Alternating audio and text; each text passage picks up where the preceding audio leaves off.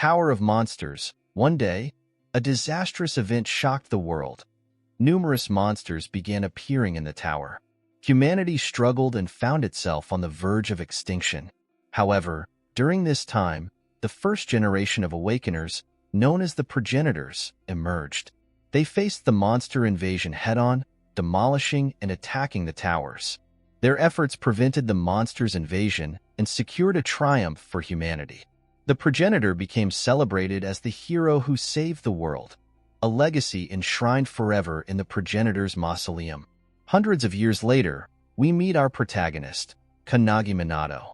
As a young boy, Kannagi frequently visited the progenitor's mausoleum library, where he enjoyed reading the biographies of the progenitors.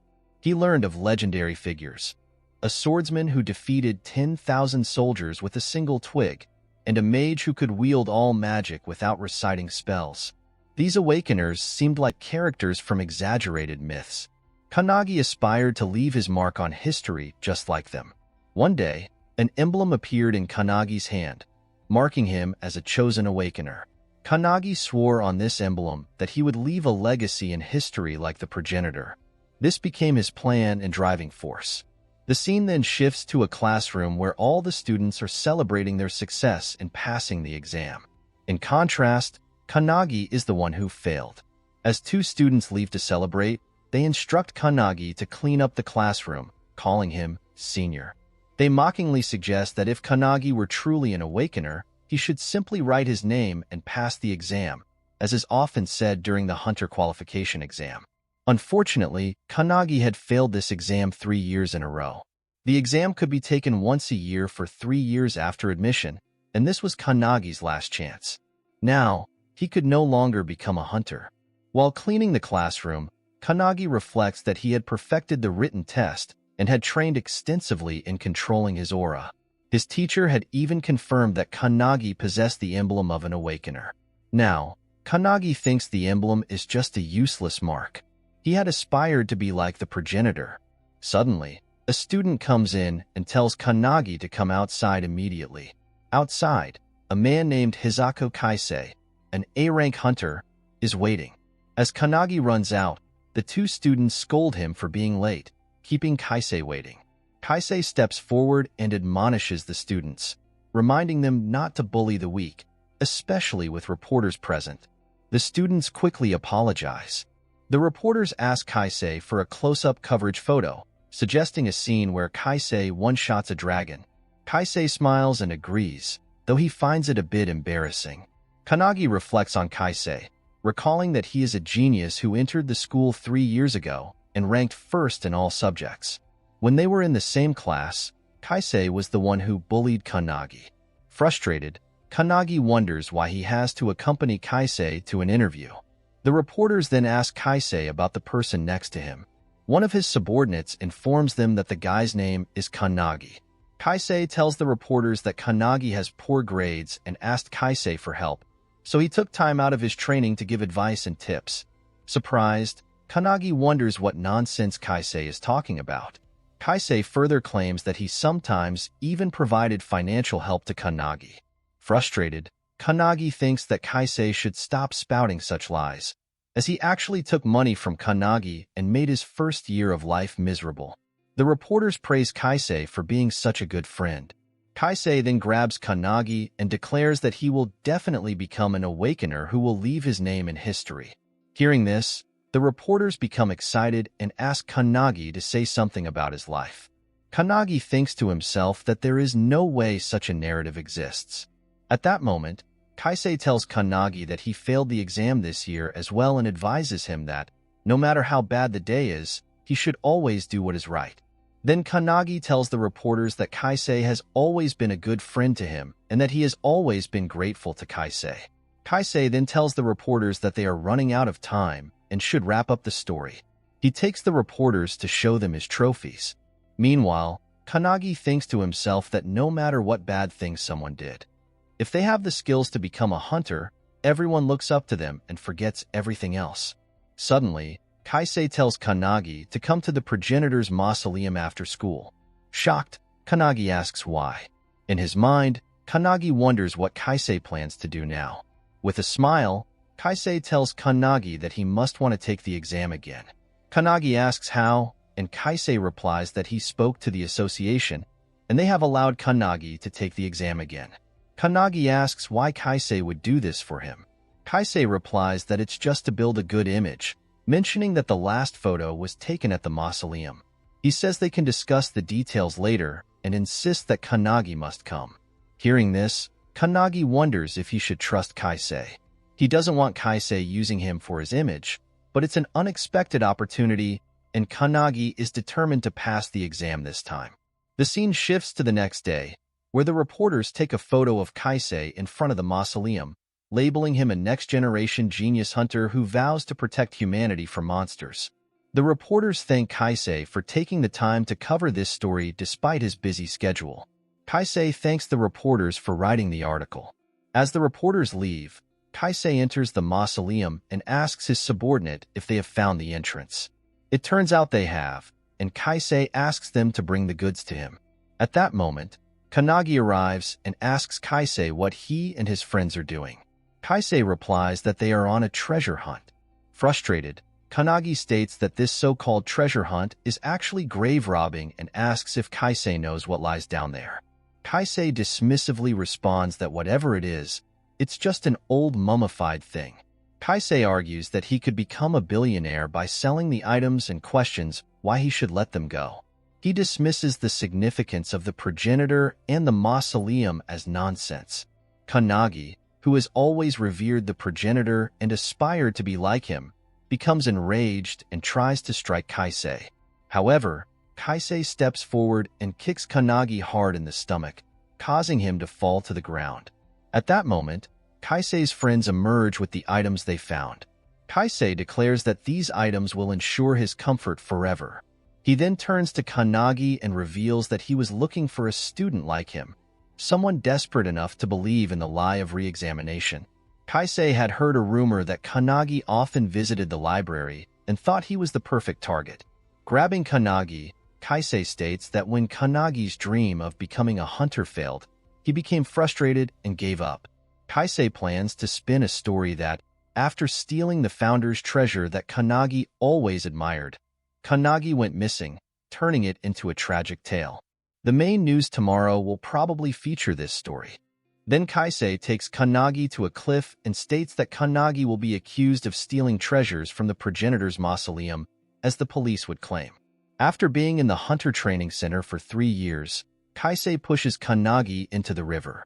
As Kannagi struggles in the water, he wonders if this is the end. All the training and tests he took over and over again now seemed useless, and he would disappear without being remembered by anyone. At that moment, the souls of all the previous progenitors appear before Kannagi. They state that this kid is qualified and capable of making their wishes come true. Kannagi doesn't understand what's happening. The souls inform him that they are the heroic spirits slumbering in the mausoleum. Kannagi is shocked to see that these are all the progenitors he has heard and read about. They explain that the mark on Kannagi's hand is empty, though it currently lacks power. However, it can contain all the power that enters it. The souls tell Kannagi to choose one of the progenitors and make a contract with them, as they are all experts in their respective fields: magic, martial arts, swordsmanship, spearmanship, summoning, and alchemy. Whoever Kannagi chooses will grant him more power than he could imagine. The souls ask Kannagi whose power he wants. Kannagi states that he doesn't want to lose to anyone in this world and desires overwhelming power, enough to overcome all obstacles. The mark on Kannagi's hand begins to shine with a blue aura. The souls of the progenitors urge Kannagi to make a decision quickly. Kannagi declares that he wants the power of all the progenitors. The souls reply that Kannagi is being too greedy and that it's impossible to possess all their powers. They warn that no matter how powerful they are, Kannagi cannot have everything. Kannagi insists, telling them not to argue, as he wants all of their powers. The souls warn him that absorbing so much power might kill him. Despite this, Kannagi absorbs all the progenitors' powers, causing a huge splash in the river. Kaisei turns around and sees Kannagi, whose hair has turned light blue and is surrounded by a blue aura. Kannagi grabs a tree branch. Kaisei's friends start to mock Kannagi, asking what he plans to do with that stick. Kaisei orders his friends to take down Kannagi immediately. Hearing this, one of them conjures a red sword, claiming it is the weapon of an expert who has reached the highest level of mastery. As the man charges at Kannagi, Kannagi uses the tree branch as a sword and defeats him. With a serious expression, Kannagi demands to know where and how the man acquired the sword. Kaisei and his other friend are shocked by this turn of events. The other man then uses 7th grade magic to strike at Kannagi. However, Kannagi, without reciting any spells, uses a spell named Hadad and defeats him. Kaisei is astonished, unable to believe that Kannagi could take down an opponent with a mere twig and use magic without reciting a spell. Kaisei reflects on how this situation resembles the tales from 100 years ago. A swordsman who defeated 10,000 soldiers and a mage who could wield all magic without reciting spells. It is just like the exaggerated myths of the awakeners buried in the progenitor's mausoleum, whose souls now reside within Kannagi Minato, all 106 progenitors. Kannagi thinks this situation is amazing. His body is now inhabited by the spirits of the progenitors through the empty mark. He feels a surge of joy. Meanwhile, the souls inside Kannagi are conversing and complaining about the lack of space and how they are experiencing their first sense of freedom in hundreds of years. Kannagi reflects that he has read biographies of great people so many times that he has memorized their contents. The progenitors from those biographies are now inside him. The progenitors are excited and propose a competition to see who can take over Kannagi's body. At that moment, one of the legendary progenitor's souls addresses Kannagi. Kannagi recognizes the voice of Hinoki Ryuichiro, the legendary swordsman who defeated 10,000 soldiers with a twig. Hinoki remarks that his name is still famous even in future generations. He then asks Kannagi what his plans are. When Kannagi inquires if Hinoki is referring to Kaisei, Hinoki replies that there is something else Kannagi should be concerned about. With that, Kannagi moves forward. Seeing this, Kaisei commands to stop moving forward and prepares to strike. However, Kannagi punches Kaisei, sending him flying into a tree, which is then enveloped by a dark aura. The scene shifts to the city, where a wolf monster has emerged from the tower and is attacking. Among the crowd, a hunter defeats the wolf with a single decisive strike. The new hunters are impressed to see an A-class monster taken down with one strike, which is what they expect from an S-rank hunter. The hunter is identified as Kisaragi, an S-rank hunter. Kannagi wonders how Kaisei is faring, recalling Kaisei's previous interview where he described himself as a rising star. Kisaragi feels a sense of responsibility toward Kaisei. If Kaisei gains attention, it could increase the popularity of Kisaragi's guild as well. Suddenly, Kisaragi senses dark energy, which most of the new hunters cannot withstand. He realizes that the aura pressure is too much for B, or A-rank hunters, indicating that the threat is likely an S-class or higher monster requiring a large-scale coordinated attack. The scene then returns to the mausoleum. A dark monster emerges in front of Kannagi and Kaisei. Shocked, Kaisei is bewildered by the presence of the monster and its sudden appearance. Kannagi explains that it is because Kaisei disturbed the mausoleum, where one of the tower bosses was sealed. Hinoki tells Kannagi that among the monsters in the tower, some escaped death with dormant skills, and the monster before them is called the Bell of Nothingness. Hinoki further explains that this monster emits a poisonous aura that can incapacitate humans within a few kilometers. It was a common monster in the past, but it seems too powerful for young people today. Seeing the monster, Kaisei attempts to flee.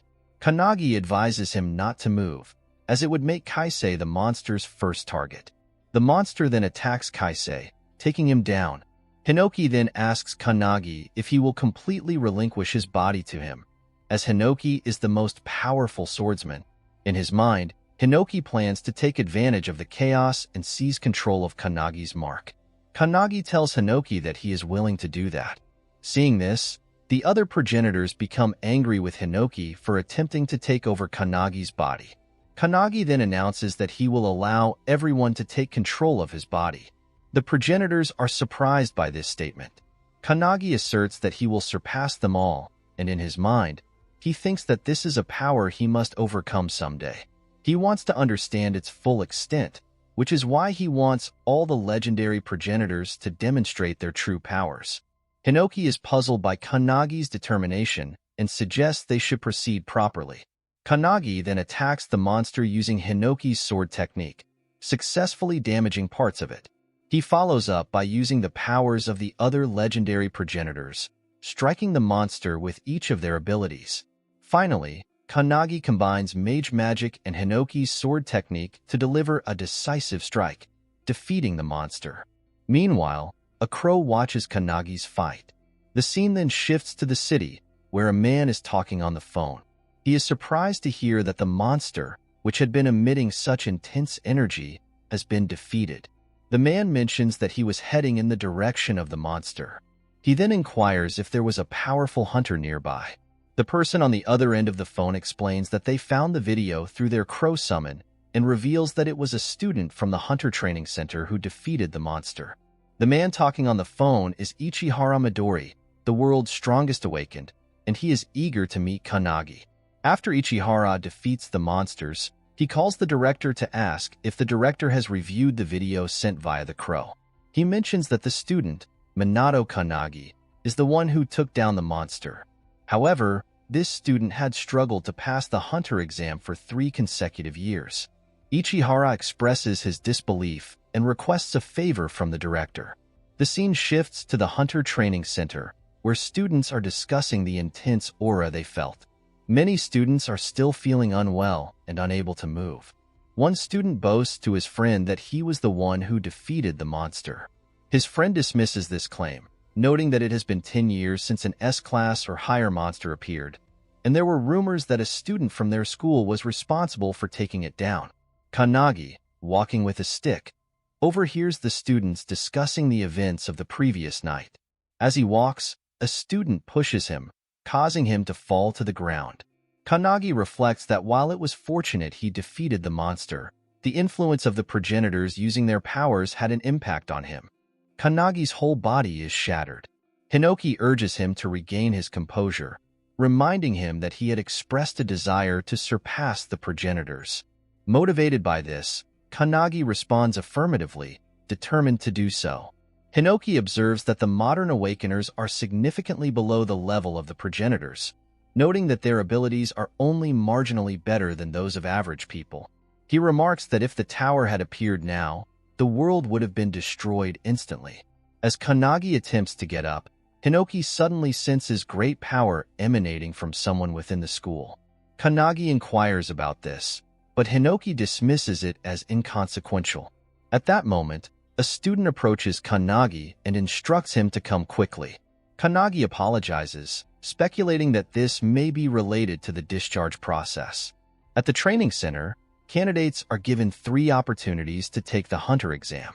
Having exhausted his chances, Kannagi is no longer eligible to take the exam through the training center and must retake the general admission exam.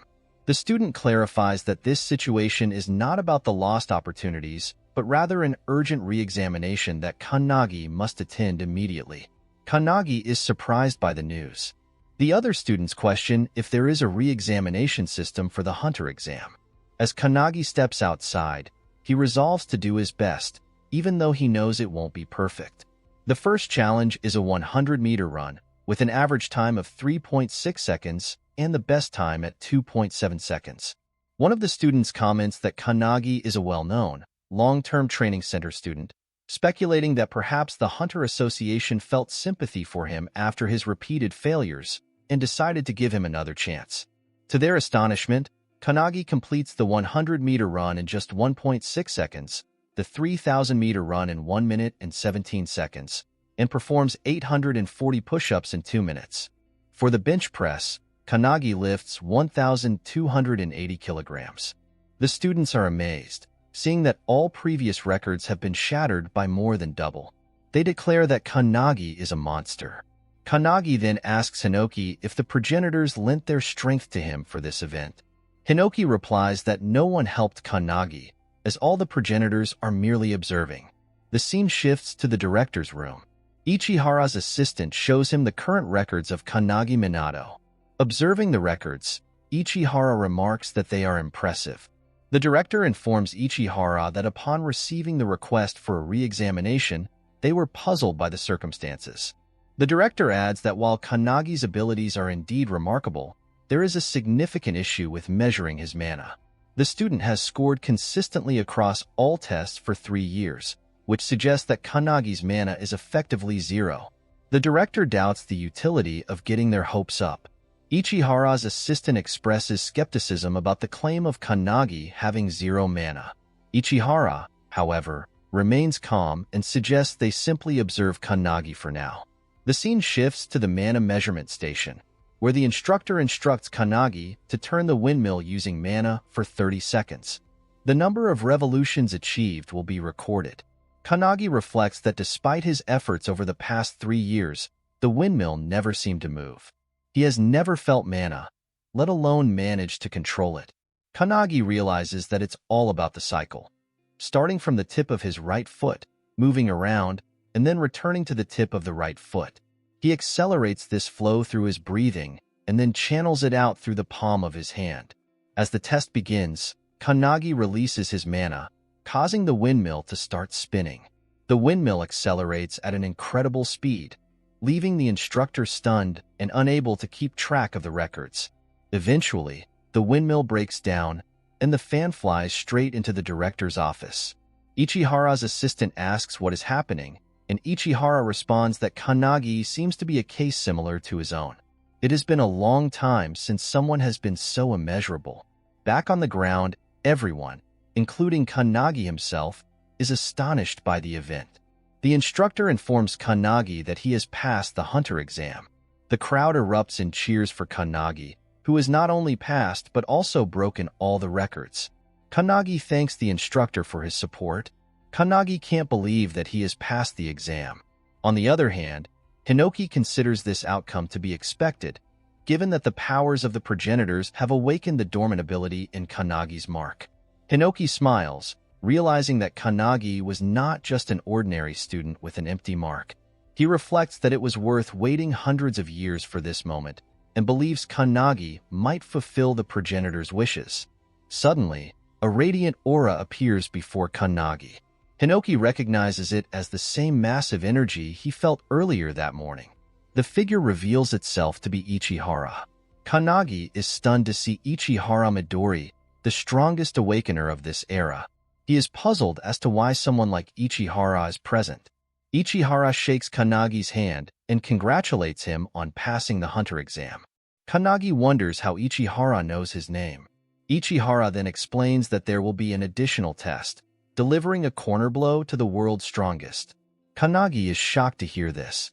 Ichihara Midori, 23 years old, is an awakener who became a hunter at the age of 9, delivering an outstanding performance.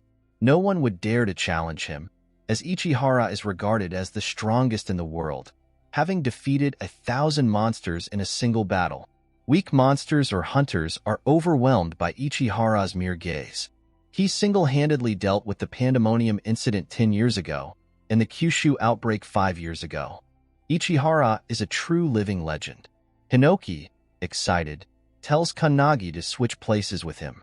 The students are astonished to see Ichihara there. Ichihara explains to Kannagi that the rules are simple. If Kannagi can hit Ichihara within 1 minute, he wins. There are no penalties, and Ichihara will only attack once every 10 seconds, taking it easy and not using any skills. Ichihara then summons various weapons, from which Kannagi can choose. Shocked, Kannagi wonders when Ichihara acquired these weapons and what the purpose of this additional exam is. Now, Kannagi must face Ichihara Midori for 1 minute.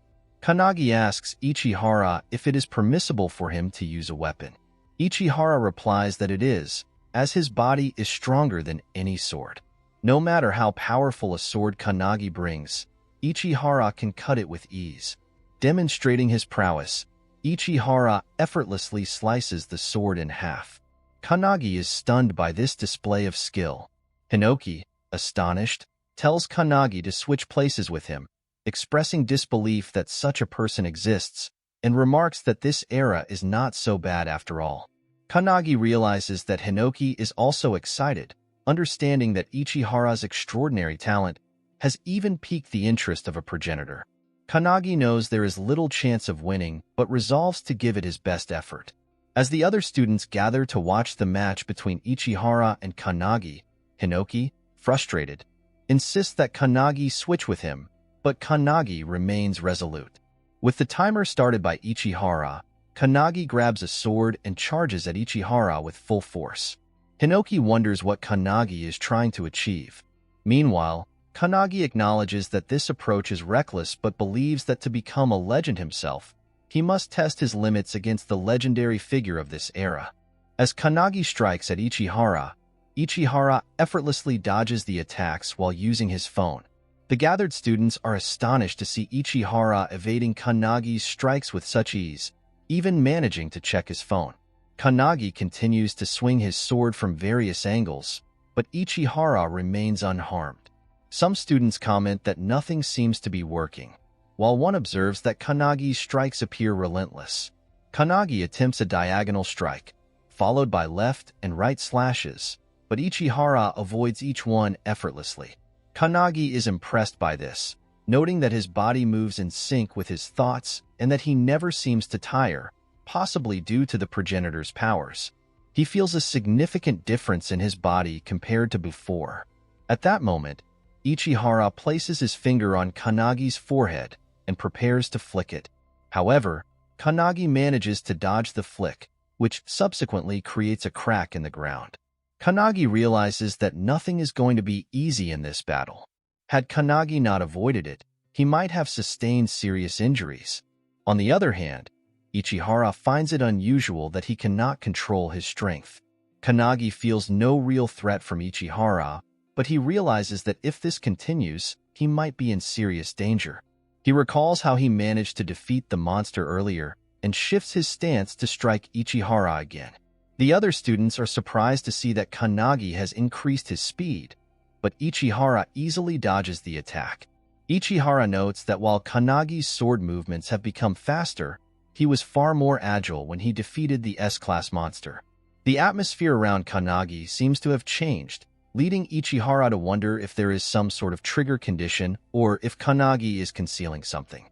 As it is time for Ichihara to strike, he dodges Kannagi's attack and flicks him in the chest. Kannagi is sent flying into the wall, finding the situation abnormal and perplexing, given that his opponent is the world's strongest awakener and the force of the attack was immense. If Kannagi had received such an attack in the past, he would have already been dead. He finds this experience exhilarating and can't believe how much stronger he has become. Despite his current skills, Kannagi realizes that passing this test seems unlikely. Nevertheless, he intends to fight with all his might for the remaining time. Kannagi closes the distance with Ichihara, who steps aside and apologizes, noting that Kannagi only now seems to grasp the situation. As the 30 seconds elapse, Ichihara strikes Kannagi on the neck, causing him to fall to the ground. Ichihara thinks that while Kannagi has potential, it is not yet sufficient to meet his expectations. As Ichihara prepares to leave, he is surprised to sense a dense energy emanating from Kannagi. Turning around, Ichihara notices that Kannagi's hair has turned blue again, indicating that Hinoki has swapped places with him while he was unconscious. Hinoki now has full control over Kannagi's body and suggests to Ichihara that they should continue their sparring. Ichihara, excited, realizes that this is the energy he has been sensing for a while, which caused him difficulty in controlling his strength. He wonders whether this is the result of someone else's skill or an innate ability, but there is no doubt that Kannagi has transformed into a formidable opponent. Hinoki goes for a strike, but Ichihara easily dodges it. Ichihara notes that Kannagi's movements have changed. Both his speed and power are on an entirely different level than before, and his swordsmanship has improved significantly. As Hinoki strikes with incredible speed, Ichihara continues to evade the attacks, backing off as Hinoki uses a diagonal sword strike. Despite the increased intensity, Ichihara manages to avoid the attack by ducking. The students, alarmed by the escalating combat, begin to move away from the building. Meanwhile, Ichihara observes that Kanagi's swordplay has evolved from being cautious to fluid and instinctive. It's as if Kanagi now anticipates Ichihara's movements and responds with the natural grace of flowing water, a sword that moves freely and unpredictably, like a powerful wave. As the 10-second mark approaches, Ichihara smiles and remarks that Kanagi's skill is truly worthy of defeating an S-class monster. He then goes to strike at Hinoki, but Hinoki deftly dodges the attack and counters with a sword infused with aura. Ichihara leaps into the air to avoid the strike, his agility reminiscent of Gojo. With a smile, Ichihara comments that he finds the combat truly thrilling. The students, watching in amazement, are surprised to see Ichihara excelling only in defense. Angered, Hinoki demands that Ichihara discard the rules, warning that if Ichihara continues in this manner, Hinoki will end up defeating him. As Hinoki lunges forward to close the distance, Ichihara decides to get more serious. He kicks a rock towards the weapons he had previously summoned, causing them to rain down from the sky. Ichihara then leaps into the air, seizing a spear, and charges at Hinoki. Hinoki meets Ichihara's attack with a counterstrike, and the two engage in a fierce weapon fight. They appear evenly matched as they battle with their weapons, thrilling the onlookers. The students are stunned by the display, witnessing both combatants fully embracing the fight with palpable excitement. All the progenitors are watching the battle with great interest, finding it thrilling to see Ichihara going head-to-head with Hinoki. They are thoroughly enjoying the spectacle. Kanagi is also observing the fight, and the mage progenitor notices that Kanagi is intently analyzing Hinoki's fighting style. As the match progresses, Hinoki's sword breaks. Ichihara, finding the fight exhilarating, revels in the excitement rather than boredom. With Hinoki now weaponless, Ichihara considers whether to use a blunt weapon or a bow. Smiling with the same enthusiasm Gojo showed when he fought Toji, Ichihara remarks that there are only 10 seconds remaining and wonders what Hinoki will do next. Hinoki then leaps towards a building, retrieves a student's sword, and states that he is borrowing it. At that moment, Ichihara moves behind Hinoki and delivers a powerful mana-infused punch, causing a massive explosion. Despite the attack, Hinoki manages to evade and prepares to strike back at Ichihara with his newly acquired sword. Ichihara, smiling, effortlessly dodges all of Hinoki's strikes. He then grabs the windmill fan with his incredible strength and throws it toward Hinoki with full force.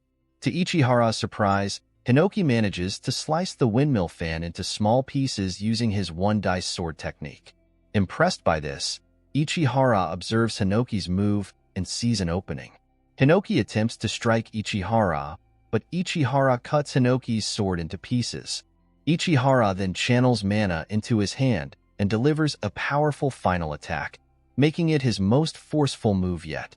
Hinoki, believing he is defeated, is taken aback when Kanagi suddenly switches places with him. Kanagi deflects Ichihara's attack with a flick of his hand, altering its direction and shocking both Ichihara and Hinoki.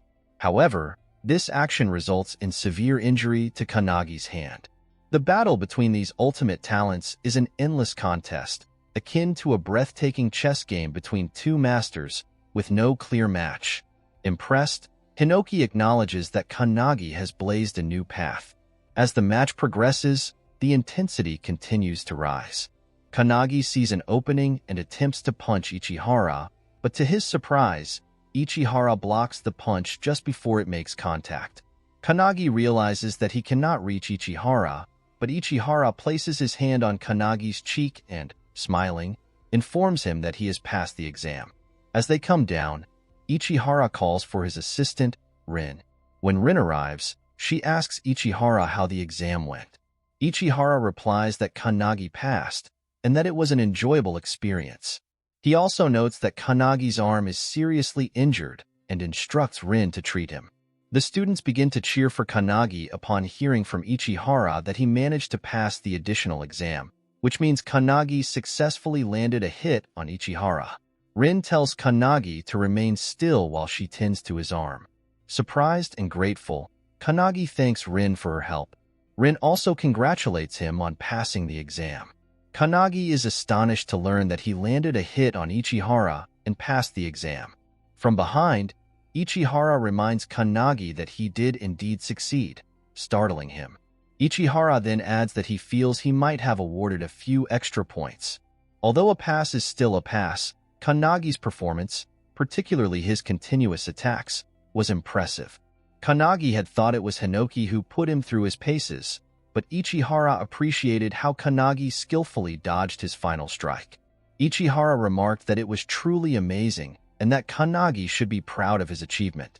Kannagi then inquires about what happens next now that he has passed the exam. The scene shifts to Kannagi's house, where his mother asks how many people will be visiting their home today. As Kannagi cleans the house, he replies that he's not sure, maybe 1 or 2. Kannagi's mother comments that it's a lovely day, especially since Kannagi passed the hunter exam and even attracted the attention of the renowned Ichihara. She has always believed that Kannagi would succeed if he put his mind to it. Hearing this, Kannagi smiles with happiness.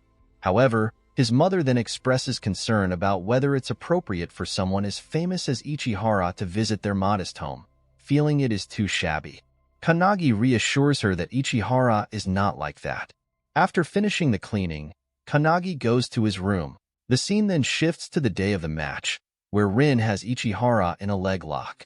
Ichihara reminds Kannagi that he had previously mentioned if Kannagi won, he would become Ichihara's colleague. Kannagi replies that he does not recall hearing that. Ichihara then notes that there are many people watching and asks if he can visit Kannagi's house this evening to discuss the details and present the options regarding their real enemy. Kannagi wonders what Ichihara means by real enemy, as the tower was destroyed by the progenitor a long time ago, and the current role of hunters is to defeat monsters that escape from dimensional cracks. Kannagi questions whether there could be something more. Hinoki then tells Kannagi to get up, causing Kannagi to ask in shock why all the legendary progenitors have gathered. Hinoki explains that they have been discussing something important. Kannagi asks what they have been discussing and, alarmed, inquires if they have decided who will take over his body. Hinoki was about to say something when Kannagi heard a noise and went to check, wondering if Ichihara had arrived. As Kannagi came downstairs, he was surprised by the darkness and shocked to find his mother lying on the ground. Rushing to her side, Kannagi saw a man sitting at the table, eating food. Kannagi asked the man who he was, what he was doing there, and what he had done to his mother. The man introduced himself as Hitani Goro, an S-rank hunter and one of Ichihara's colleagues. Angered, Kannagi attempted to punch Hitani, but Hitani easily dodged the strike and asked if Kannagi wanted to fight. Kannagi remembered how his father had died, how his mother had raised him alone, worn old shoes to work to provide him a better life, and always made dinner for him. Filled with rage, Kannagi demanded to know what Hitani had done to his mother. Hinoki, observing the situation, remarked that Kannagi's opponent was a modern-age S-rank hunter and that the situation was advantageous. Although Hinoki could sense that Hitani was a copy of Ichihara, this fight would allow Hinoki and the other progenitors to determine what to do about Hitani. Meanwhile, Kannagi, enveloped in a blue aura, seethed with anger. Hi everyone, the main character's full name is Kannagi Midori, so in the second part, we will use our MC's surname, Midori.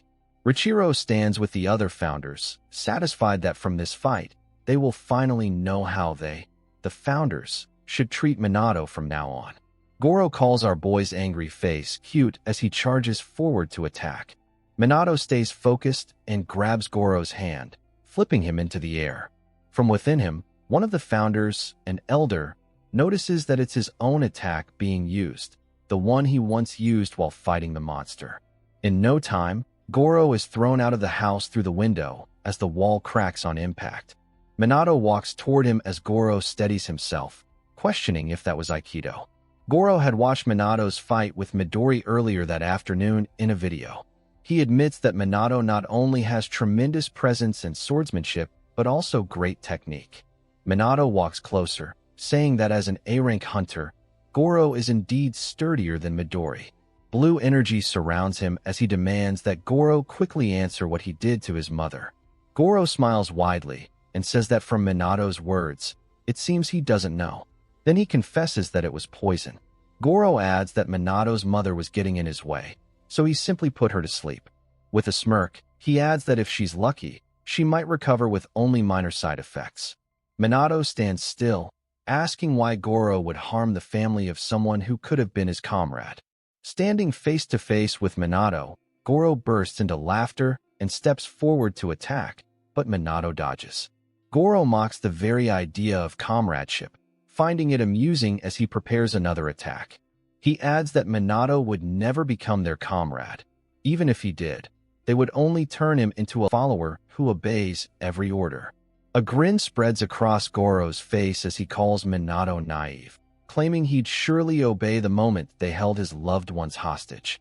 As they fight, Goro steps on Minato's foot, but Minato instantly notices and steps back.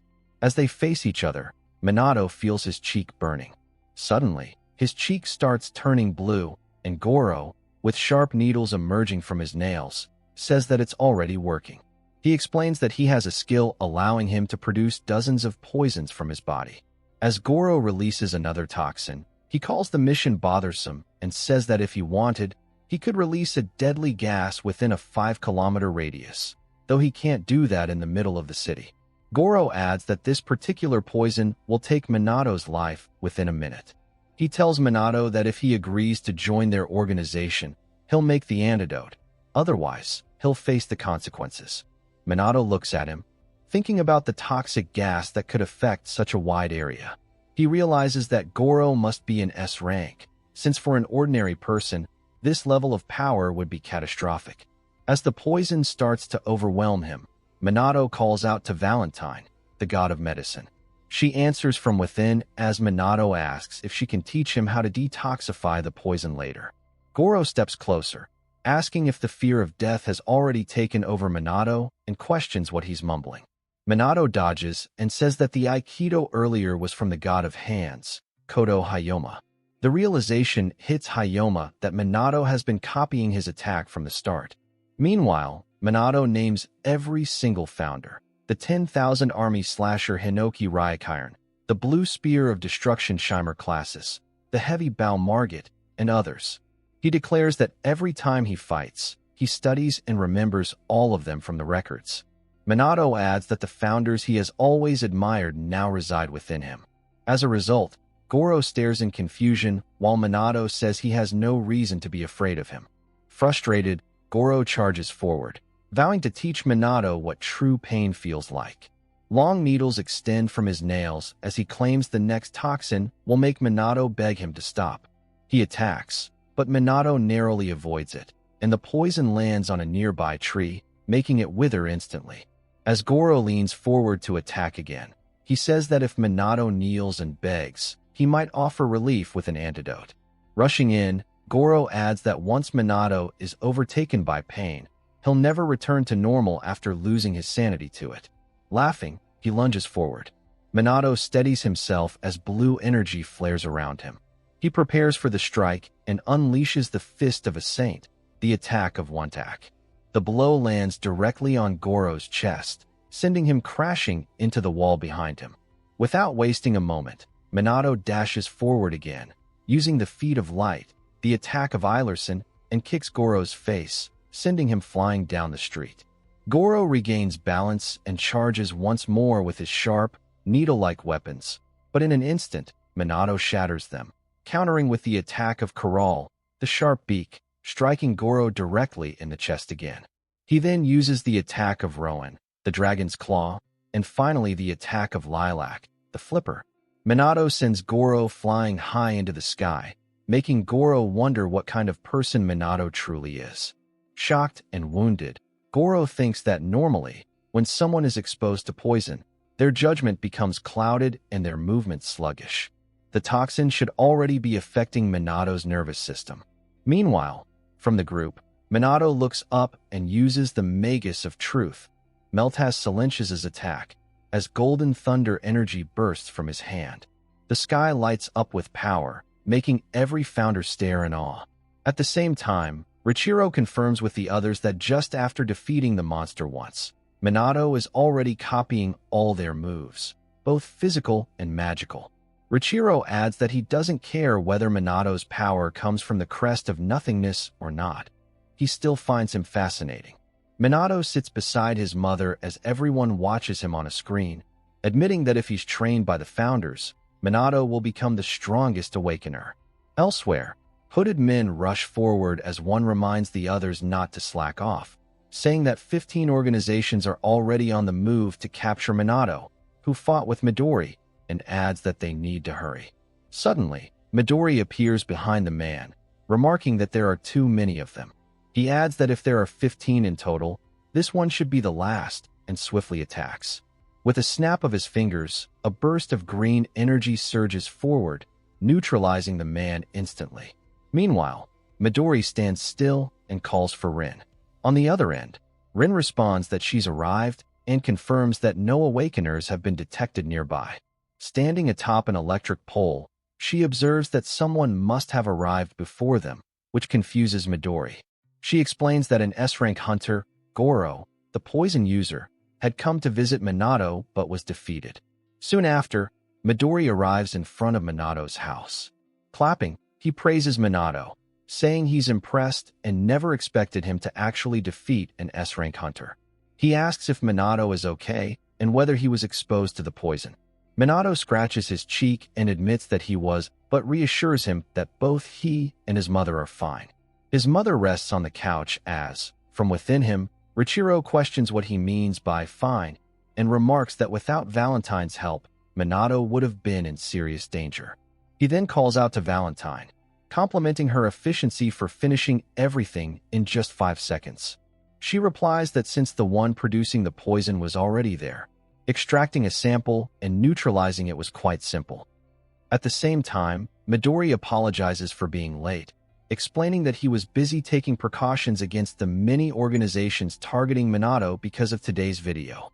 At first, Minato looks confused, but then realizes that this means Goro was lying when he claimed to be Midori's comrade. Midori confirms it, saying that there are always people who try to use his name for their own gain. He then asks Rin if she's finished her work. She nods, saying she's taken care of everything and repaired the damage caused during the fight with Goro. With a smile, Midori tells Minato to let's go inside and have a talk about Minato's future. In the morning, Minato stands outside his house with his luggage, ready to leave. His mother fusses over him, asking if he's really okay, whether he's forgotten anything, and whether he has his wallet and charger. Minato smiles, assuring her that he's fine and that she shouldn't worry so much. Her thoughts drift back to their conversation with Midori and Rin. She had asked if her son was really going to stay with Midori, and Midori had replied that Minato possessed an undiscovered talent. He asked her to entrust Minato to him, promising to turn him into a great hunter. Minato had lit up with excitement, calling it awesome and exclaiming that he'd been chosen by Midori. But his mother had remained quiet. Back in the present, she hands Minato his lunch, reminding him that he skipped breakfast. She tells him she packed it in a container and that he can throw it away if he doesn't like it. Minato shakes his head, saying he's fine. He then recalls another part of that conversation, when his mother asked if he would face many dangerous situations in the future. Midori had nodded, admitting that he would. She had told him that Minato had always admired the legendary founders and had struggled to reach their level. She said it would be an honor if Midori took her son under his wing, but as a parent, she was still worried. Midori had understood completely, saying that a hunter's duty was to face monsters and that there's no such thing as certainty. Still, he promised to train Minato until he became strong enough to stand against even the founders. Hearing that, Minato's mother finally agreed, entrusting her son to Midori. Now, in the present, Midori sits in the car parked in front of Minato's house. Rin sits next to him, asking if it was really okay to make such a bold promise when they don't even know what the future holds. Midori doesn't answer. His eyes shift toward Minato and his mother. She scolds Minato not, tells him to do the laundry properly, as Minato nods at everything. Back in the car, Midori says quietly that he will keep his promise as best as he can.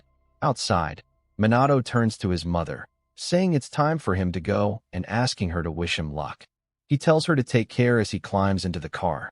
His mother calls his name one last time and, with a smile, asks him to come home during the new year. Her words hit him deeply, and he grows emotional. A moment later, Minato apologizes for keeping them waiting as the car pulls away. Inside, Midori glances at him and asks if he's done saying goodbye. Minato nods, admitting that if he'd looked at his mother's face even once more, his resolve would have crumbled. Midori smiles and tells him that it's going to be a long trip and he can do whatever he wants, eat or sleep. Hearing that, Minato looks down at the lunch his mother packed for him. He opens the box and finds rice and chicken inside. Written across the chicken and sauce are the words, "Good luck." Memories of his mother flood his mind. With teary eyes, he thanks her silently for the food, whispering that it's delicious.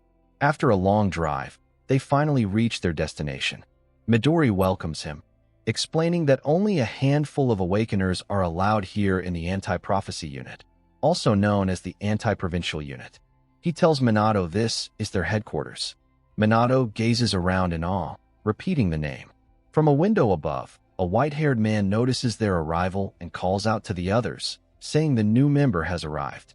A black-haired girl asks if he's talking about the newcomer, while another guy comments that it's rare to see a new recruit. Then, a red-haired guy steps forward, eyeing Minato and saying they'll have to see for themselves whether he's truly qualified to be part of the Anti-Prophecy Unit. In the car, he apologizes as he asks what it is and wonders if it might be Midori's guild. Rin steps in, apologizing for delaying the explanation. She admits she couldn't explain it properly to his mother because it's the top nation's secret. Minato freaks out upon hearing that, while Midori calmly says that they'll discuss everything soon. As they step out of the car, Midori mentions that they need to bring Minato's luggage to his room first, and Rin offers to carry it. Minato refuses, saying he can handle it himself. Suddenly, a figure leaps down from above, declaring that he'll be the one to explain everything to Minato. The man lands straight on him, forcing Minato to shield himself. The golden-haired guy looks impressed and comments that Minato is pretty good, while Minato immediately senses his strength and questions who he is. The man straightens up and introduces himself as Anata Hyukutaru, a member of the Anti-Prophecy Unit and Minato's comrade. Minato looks shocked, thinking that this is the one who's supposed to explain things to him. Soon after, Midori sits in the car with Rin, asking for tea, while Minato and Anata begin to spar. Minato demands to know why they're doing this despite being comrades, but Anata replies mid-battle that it's to explain the anti-prophecy to him and to test his skills as well. Minato braces himself, confused about what he means by testing his skills, just before Anata suddenly leaps and lands a powerful kick, sending waves of energy across the area. As Minato blocks the attack, Anata says he'll start by explaining the origin of the Anti-Prophecy Unit. Minato, struggling to keep up, wonders if this guy really plans to explain everything during the fight. Anata rushes forward again, asking for Minato's name, and Minato quickly introduces himself. Meanwhile, Midori sits quietly, sipping his tea. He thinks about how Minato was tested by the Academy, by himself, by an S rank, and even now, he's being tested again. He glances at Rin, asking if it's what she's thinking. Rin says that it can't be helped since Minato's talent is something Midori personally scouted. Back in the fight, Anata lands one strike after another and then asks what a hunter's job is. Minato answers that it's to hunt down the monsters that appear from the dimensional cracks. Anata says that's correct, then lunges forward to land another kick. Minato dodges as Anata lands on the ground, adding that. Then he asks about the dangers beyond that, and Minato looks confused. Anata mutters that in this world, there are threats lurking far beyond the dimensional cracks. He then mentions the Pandemonium, the castle of 10,000 demons, the catastrophe from 10 years ago, and the great outbreak of Kyushu about 5 years ago. Minato understands immediately, calling them large-scale dimensional breaks, as he blocks another attack from Anata. Anata says it's something they'll teach Minato at the Academy, common public knowledge, while Minato continues to struggle with his attacks. Anata strikes again with a powerful kick as golden energy spreads around them, saying that in reality, things are different. His kick almost lands on Minato, but Minato manages to escape just in time, and the blow hits a nearby tree, scattering leaves everywhere.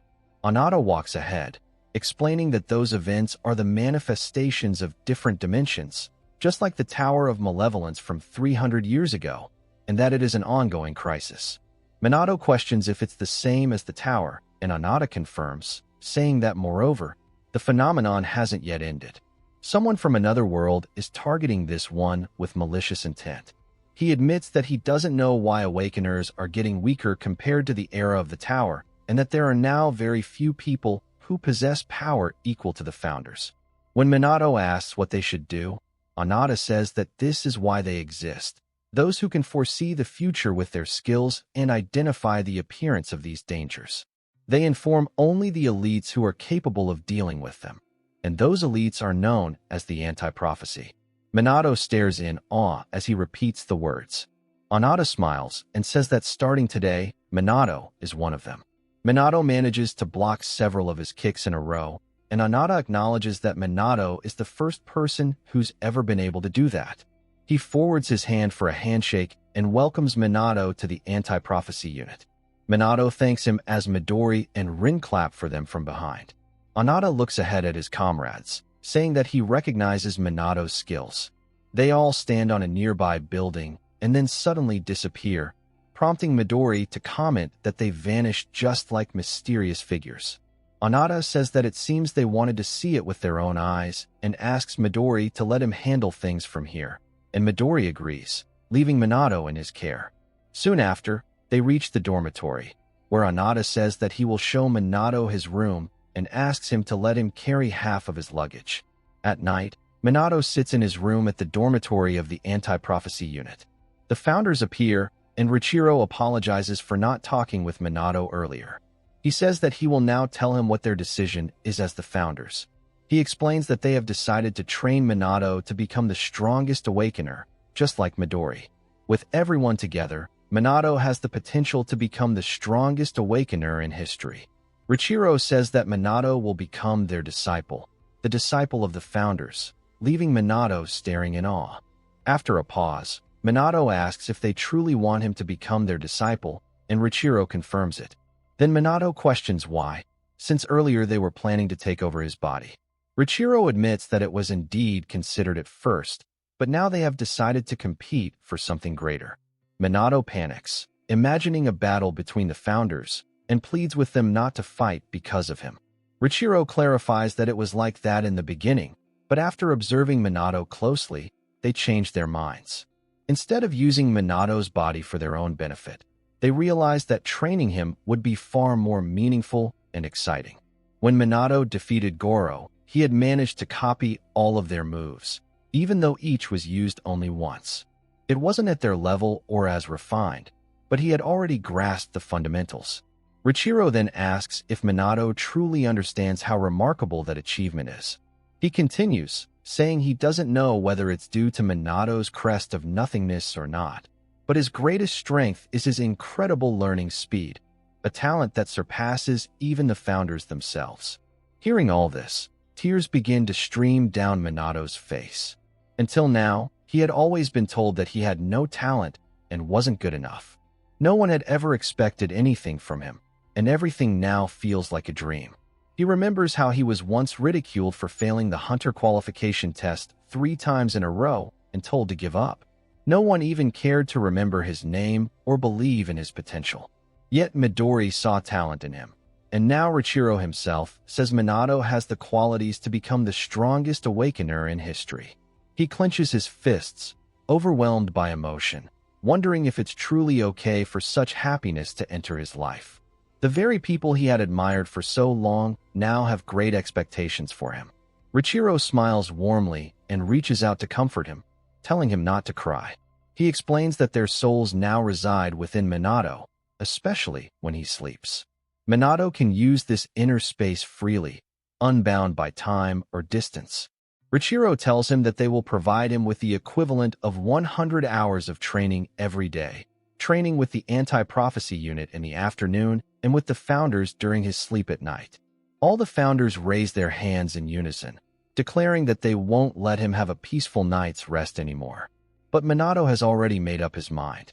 With tears in his eyes and determination in his heart, He shouts his agreement and bows deeply, promising to continue training with them. The next morning, Anata washes his face when Minato steps out of his room to greet him. Anata comments that Minato still looks sleepy, and Minato admits it, saying he isn't used to the routine yet. Anata nods in understanding.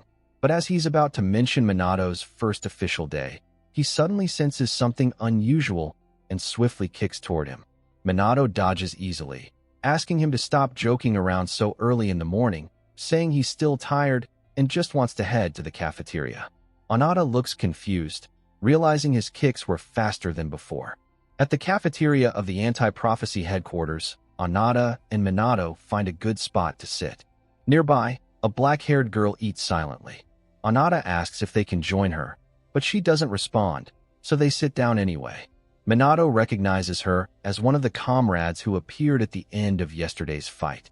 The girl looks at him and coldly says that he's finally here, calling him the new guy. Minato senses that she doesn't seem to welcome him. He begins to introduce himself, but she cuts him off, saying she doesn't care and doesn't even want to remember his name. Pointing her fork toward him, she adds that she'll call him by name only once she accepts him. The black-haired girl stands up, saying it's time for training and that she's taking him with her to take on a prophecy. In 1945, the first book of prophecy was discovered on the continent of Antarctica, buried 3,000 meters deep within the ice. Its writing was rough, as if penned by a child. It predicted that 80 years in the future, the world would face an attack, and it described several upcoming global disasters in vivid detail. The world chose to believe in the book. Sitting in the car with Anata, Midori, Rin, and the black-haired girl, she suddenly questions Minato, asking why he thinks people believed in the book. Minato replies that, more than that, he still doesn't even know her name. The girl responds that she has no obligation to tell him and urges him to answer the question instead. Minato says it's because the prophecies actually came true, but the girl calls him foolish. She explains that if even one of the events written in the Book of Doom were to happen, the entire world would face catastrophe, and asks if he realizes that. Minato panics and turns to Anata, asking how many prophecies there are. Anata replies that there are around 200.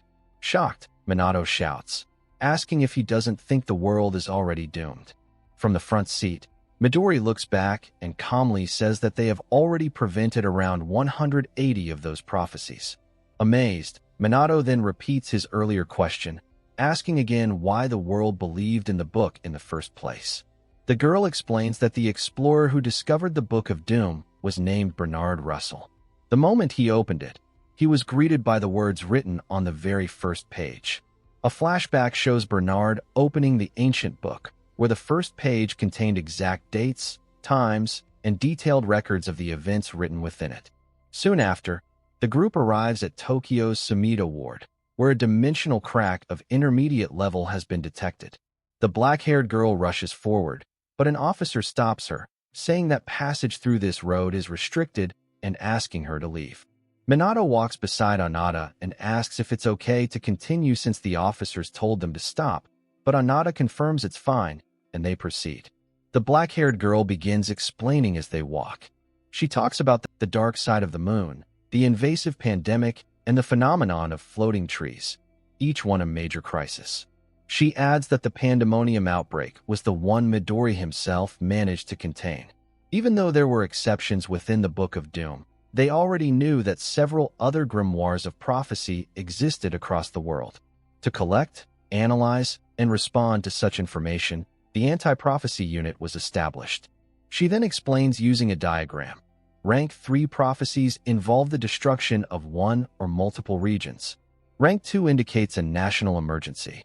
Rank 1 refers to a crisis affecting the planet's entire environment. And finally, the most dangerous, special rank, represents the complete destruction of the world. As they continue walking, Minato asks if handling these tasks will now be their responsibility. The girl replies that it's obvious. Of course it is, now that he's part of the anti-prophecy unit. Nearby, a guard informs Kisaragi that someone is approaching. He turns and spots Anata, the girl, and Minato walking past the warning banners. Believing they are civilians, Kisaragi shouts for them to turn back, warning that the area is dangerous. Ignoring the call, the black-haired girl states that today's prophecy is a rank 3 event. The dimensional crack appears to be intermediate B rank at first glance, but it's actually an A rank 3 disaster known as Yellow Journal. She says the crack will soon expand further. Suddenly, the red glow around the crack intensifies as it splits wider, prompting Kisaragi to question what's happening. Moments later, several A-rank creatures emerge from it. Kisaragi calls out to his team to prepare for battle. The creatures overwhelm several guards, and Kisaragi yells for Minato and the others to fall back. The black-haired girl steps forward and activates her ability, Trismegistus.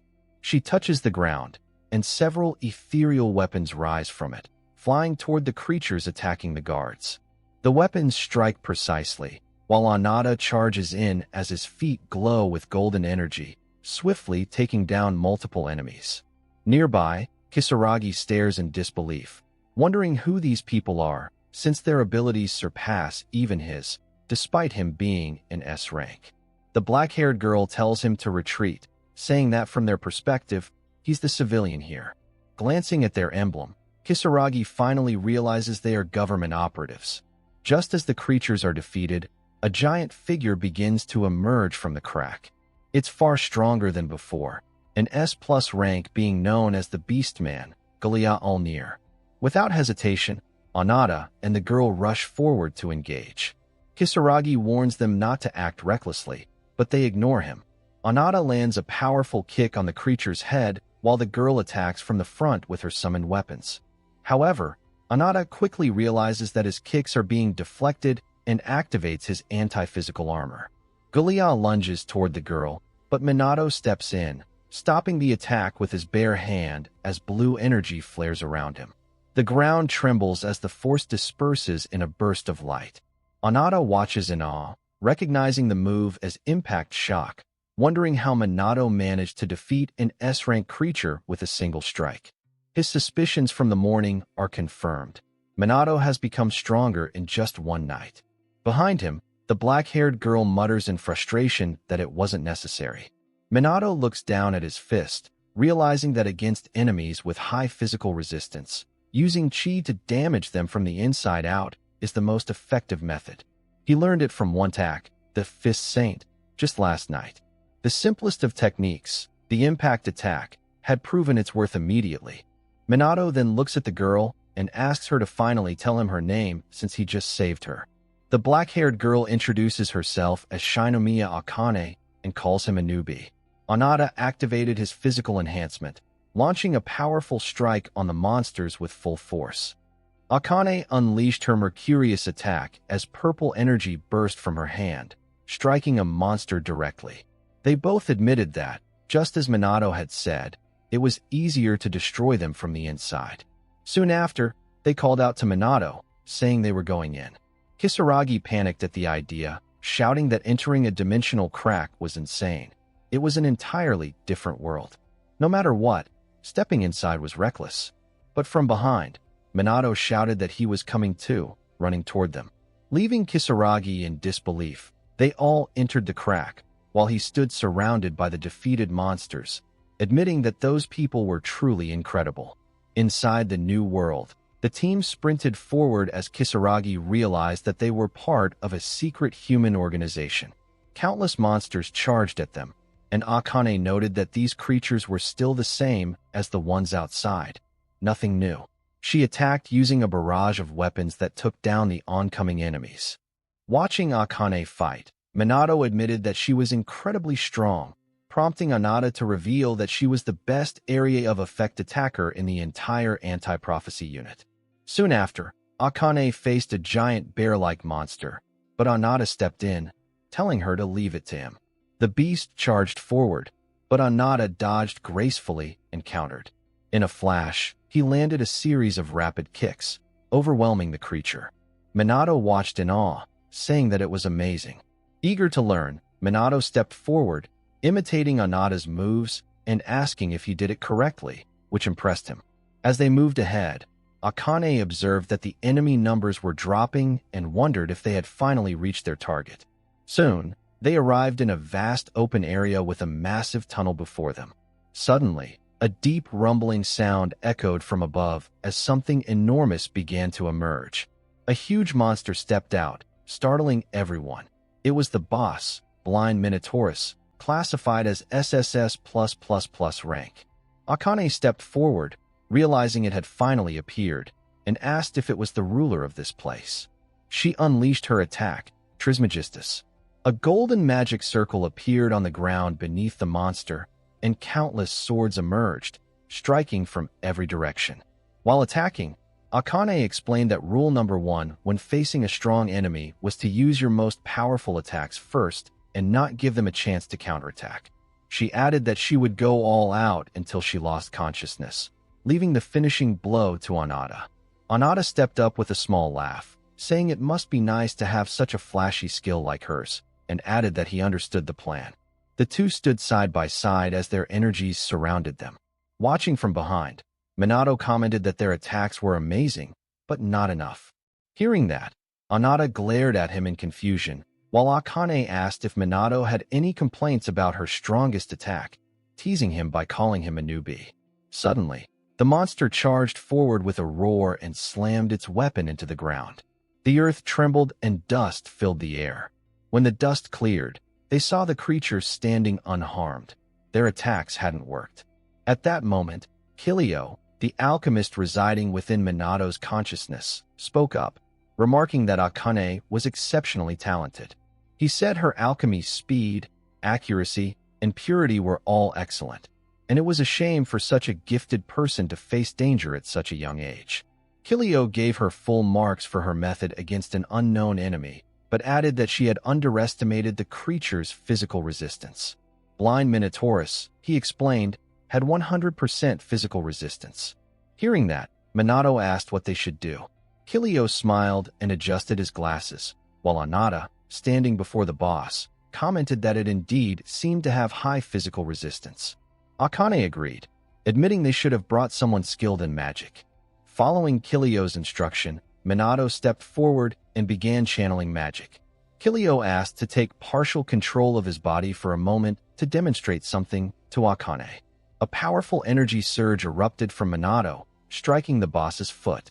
Akane watched in awe, asking how Minato was able to use the same ability as her and what exactly he had done. In response, Minato called her a fool, saying that she wasn't flexible enough in her craft. He explained that to become a true alchemist, she had to master the use of substances in all 3 states of matter. As he spoke, silvery mercury began moving forward onto the monster. Minato commanded, "O Mercury, rise." The creature roared as the mercury rapidly intensified, spreading through its body. Anata and Akane watched from a distance as the concentrated energy made the air shimmer. Akane realized that instead of using mercury as a physical weapon, Minato was manipulating it at an extremely elevated state, an intricate, intelligent method. Kilio, observing from within, smiled proudly, saying he was satisfied with Minato's progress, but now he also wanted Akane to become his disciple. Standing there, Minato told him to stop joking around. Moments later, the massive creature collapsed. The team stood there, victorious. With the defeat of the blind monster boss, the rank 3 prophecy, Yellow Journal, had been successfully neutralized. Minato and Anata celebrated their victory, while Akane stood in disbelief. She thought that the only skills an awakener could use were those connected to their crest. Yet Minato, who was supposed to be in the same class as Anata, a jujitsu user, was able to use alchemy just like her. Doubt and curiosity filled her mind as she questioned his true identity. At that moment, Minato approached Akane with a pleasant smile, introducing himself and asking her to remember him as well. Akane shook his hand coldly, replying that she would remember him very well, calling him by his name. Watching the exchange, Anata silently thought to himself that Minato had finally been acknowledged by Akane. Meanwhile, in the main world, Kisaragi and a few wounded guards stood before the dimensional crack. One of the guards wondered aloud what was happening inside. Suddenly, they saw Minato and the others emerging from the crack. The onlookers were amazed, remarking that the team who went inside had returned safely and that the crack had finally closed. After striking a brief pose, Minato asked if their mission was complete. Akane replied that they just needed to report back to HQ, while Anata smiled and commented that it had been a rough mission. As they spoke, Kisaragi approached them and bowed respectfully, thanking them for saving him and his men. He added that he did not expect them to explain their affiliations or what had happened inside. Akane thanked him for his understanding and asked Kisaragi to include the emblem in his report later on, explaining that it would clarify everything. Kisaragi nodded in agreement and requested that they come to their aid if danger ever arose again. As they prepared to leave, Akane told him not to worry, adding that such cases were rare and that they might not meet again. She advised him to return to his normal life. As they walked away, Minato looked back and Kisaragi smiled, murmuring that, after all, they were just civilians. On May 11th, in En Prefecture's K village, outside a quiet house, an elderly lady walked along the path. Nearby, a guard noticed something strange as red energy began to scatter in the air. Meanwhile, at the anti-prophecy headquarters, Minato and the others stepped out of the car. Akane reminded them that they still needed to write their report, while Anata mentioned that they were being summoned. Akane asked why they were being called in immediately after a mission and by whom. Soon after, inside the anti-prophecy HQ library's third conference room, Akane entered and found two men waiting. The red-haired man remarked that they had taken quite some time just to close a rank 3 disaster. Minato immediately recognized him. He was one of the people who had shown up after his first fight with Anata. Frustrated, Akane told the red-haired man to stop acting so high and mighty since he wasn't their leader. Standing nearby, Anata urged them both to calm down and turned to Director Kurihara, asking what he needed from them. They all took their seats as Director Kurihara began the briefing. He asked them to watch something and played a video sent by the analysis team. The footage showed a glowing red piece of charcoal, prompting Akane to ask what it was. Kurihara explained that it was a prophecy grimoire. He added that it had been found burned in a volcanic area and that the team had been analyzing it ever since. Hearing this, Minato pointed out that if it was burned, it should be unreadable. Kurihara replied that with recent advances in AI and X-ray technology, they had managed to decipher part of it. The contents remained unclear, but one prophecy specifically mentioned Japan. Everyone reacted in astonishment as Akane murmured about the appearance of a new, complete prophecy. Minato asked if such occurrences were rare, and beside him, Anata admitted that he had never heard of anything like it before.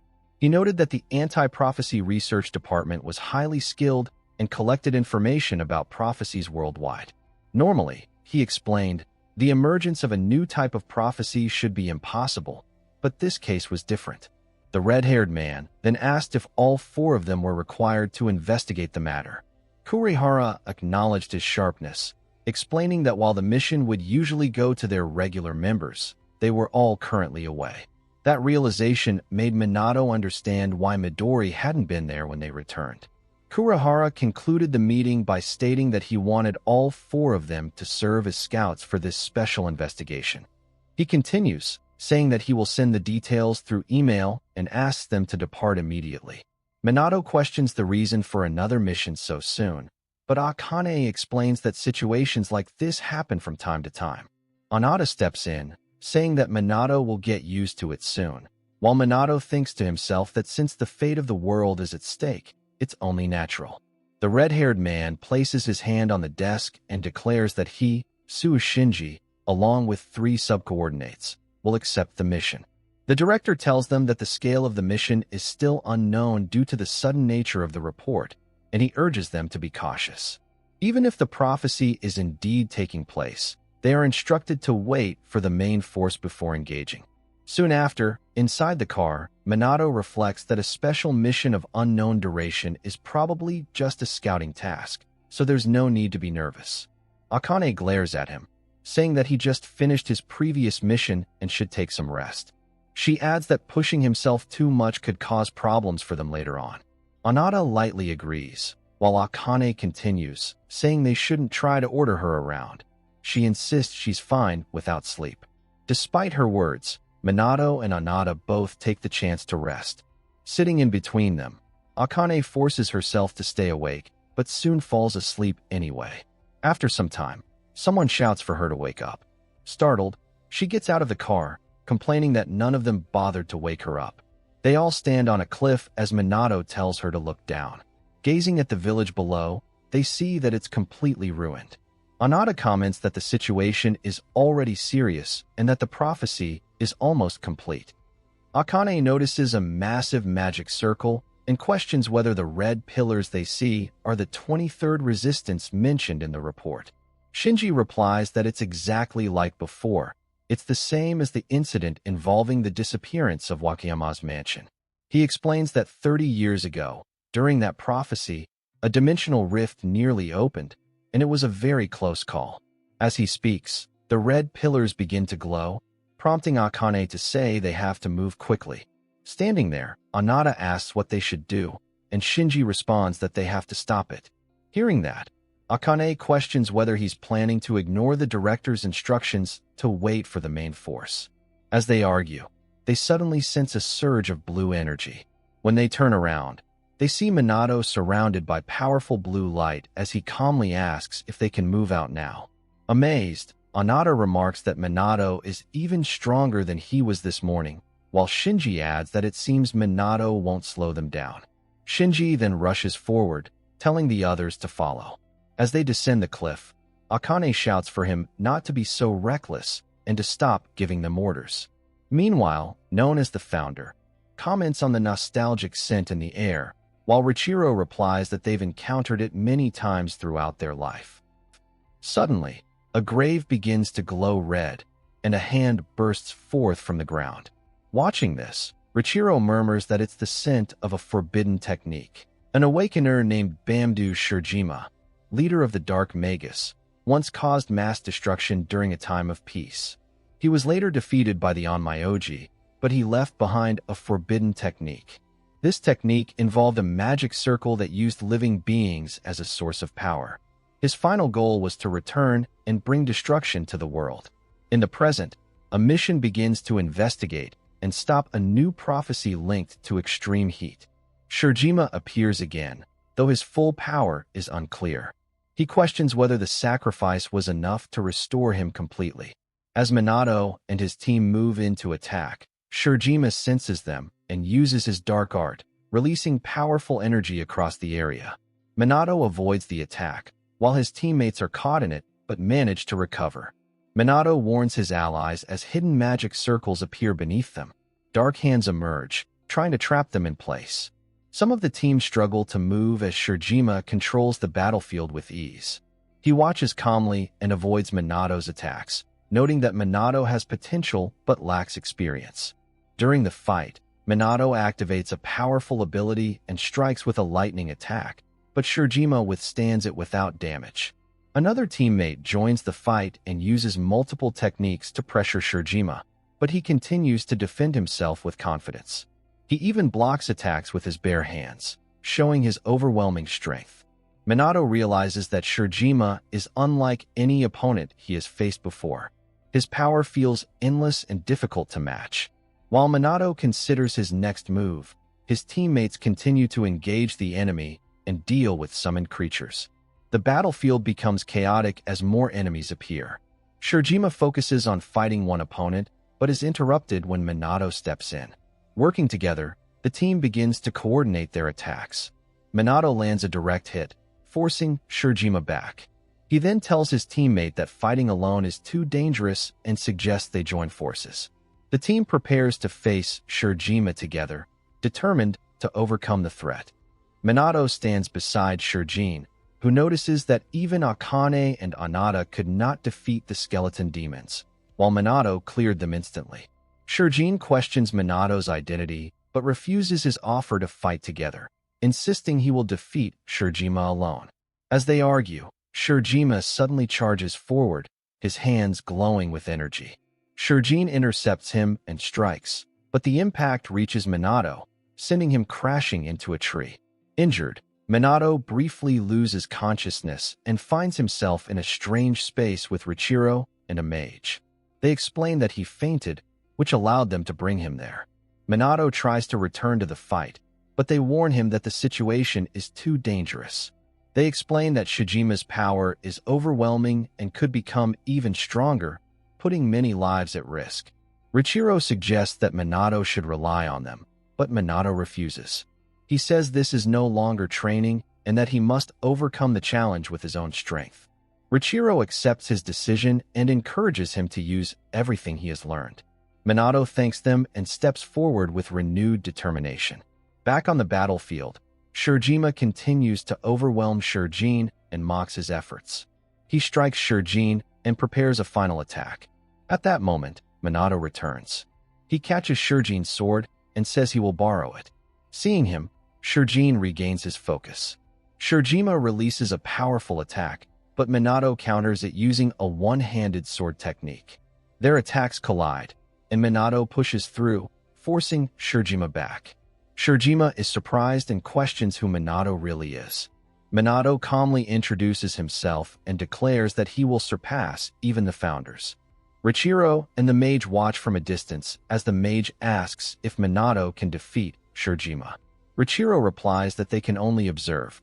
He believes Minato is not careless and may have gained something new from his training. Back in the fight, Minato moves forward with his sword and begins to land clean strikes. His attacks start to affect Shirjima, who questions his identity. Nearby, Shirjin watches while injured and remembers how he refused Minato's offer to fight together. Shirjima releases multiple glowing orbs and sends them toward Minato. The attacks chase him, but Minato avoids them and uses a defensive technique to block the damage. He then moves quickly through the battlefield and attempts to strike from behind, but Shirjima senses it and counters. The battle continues as both sides exchange attacks. Minato steadies himself and recalls the fundamentals taught by his mentors.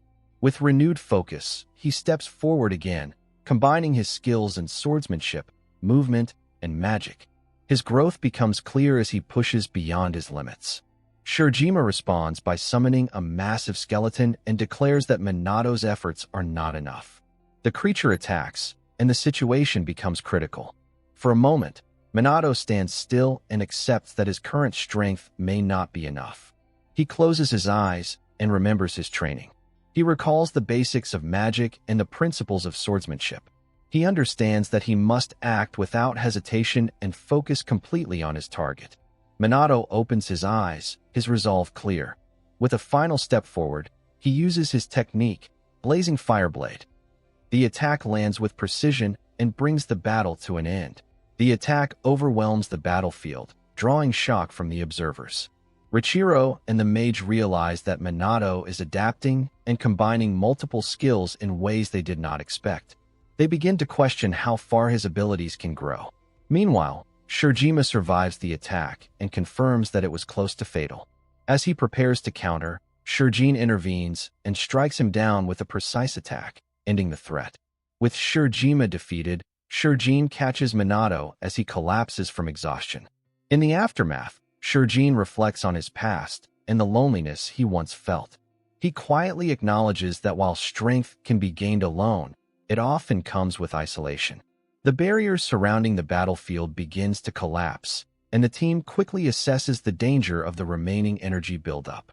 They conclude that only a combined full power attack can stabilize the situation. Despite their condition, the team prepares to act. Minato regains consciousness and rises, joining the effort once again.